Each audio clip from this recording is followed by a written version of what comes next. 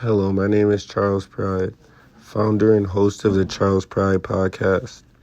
The Charles Pride Podcast will bring you up to date with content surrounding the Bryant University men's basketball team.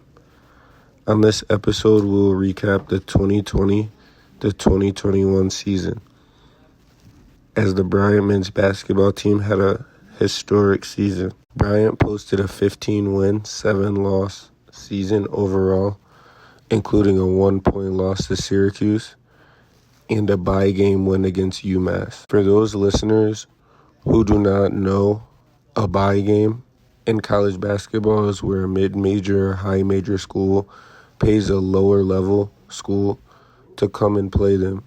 Usually the game is won by the high-major school, paying anywhere between $50,000 to $100,000 to come and play the game. In this case, UMass paid Bryant to come and play them, but Bryant won the game by a score of 93 to 88. This was Bryant's second bye game win in program history. To recap the season completely, Bryant started off with a 1-point loss to Syracuse, which after the game started a feud between coaches. At halftime, Coach Boeheim of Syracuse said that his team shouldn't have played the game due to COVID. But Bryant's head coach, Jared Grasso, criticized him because he said that Bryant offered to cancel the game plus 10 times. For Bryant, a 1-point loss to a high-major team would start to give them some momentum and some hype in the media. Bryant went 3-0 in their next 3 games with wins against New Hampshire, the College of Rhode Island, and starting off 1-0 in conference play with a 101 to 82 win against St. Francis of Brooklyn. The Bulldogs were really scoring the ball, averaging 101 points in those 3 games. Mike Green was leading the Bulldogs, scoring 21 points per game, and Pete Kiss was right behind, averaging 20 points.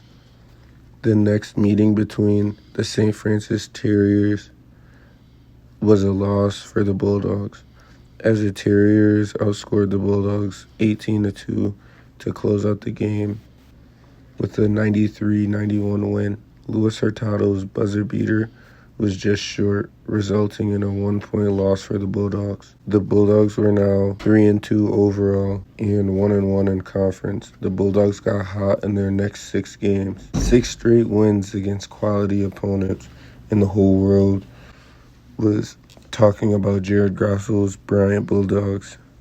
The Bulldogs rattled off 6 straight wins.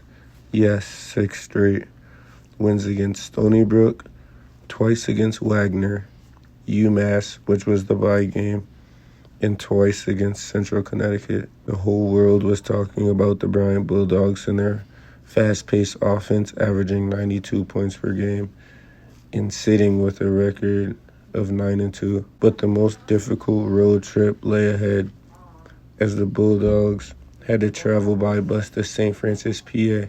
That was an 8-hour bus trip, which really takes a toll on a team's mental and physical. In the Jared Grasso era, the Bulldogs had never won a game in Loretto, PA, which is where St. Francis, PA is located, and the Bulldogs split the series in Loretto, going 1-1. They lost their first game by a score of 89 to 82, and then bounced back strong in the second game, dominating a 72 to 63 victory.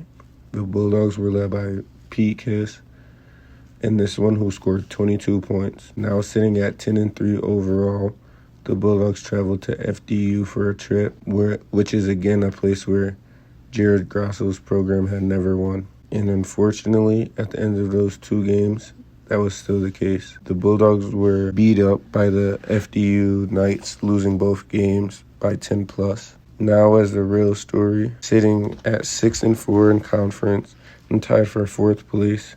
Do the Bulldogs have enough juice in the tank to make it out the conference tournament? In this conference tournament was different, as only 4 teams got in compared to the original 8 teams that were supposed to get in. This all had to do with COVID-19. The Bulldogs knew that they had to win some games down the stretch and battled back after 2 bad losses. And that's just what they did. The Bulldogs won their last 4 games of the season, sweeping Merrimack, which sat in first place, and LIU Brooklyn, who was in second place.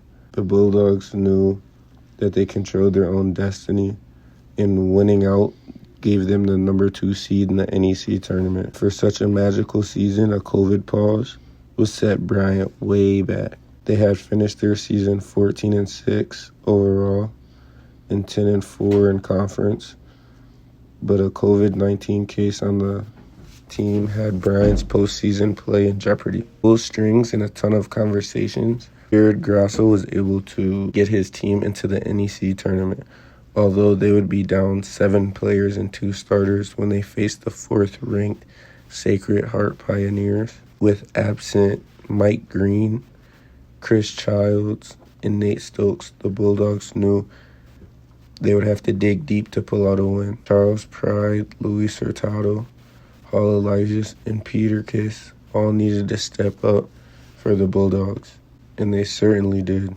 Bulldogs destroyed the Pioneers in the NEC tournament by a score of 85-55, the largest margin of victory of the season. With the win, Bryant was set to face 3rd-seeded Mount St. Mary's in the championship of the NEC tournament. Mount upset Wagner on their home floor. Therefore, the Bulldogs would have the advantage of the home court in the final game. Due to COVID, the Bulldogs hadn't faced Mount all season. Unfortunately, Mount out-executed the Bulldogs and pulled away late for a 73-68 victory, which kept the Dogs out of March Madness. It was a splendid season for the Bulldogs, who finished with the school's best record in their Division I era. Jared Grasso took over the program after the 17-18 season, where the Bulldogs were 3-28 overall, 1-11 at home, and had the worst record in Division I school history. Grasso was able to flip the program and culture quickly for the Bulldogs, and the school will be happy to have him for years to come. On the next episode of Charles Pride Podcast, we will talk about the Bulldogs recruiting and their schedule for next year. With the season update, this is Charles Pride signing off.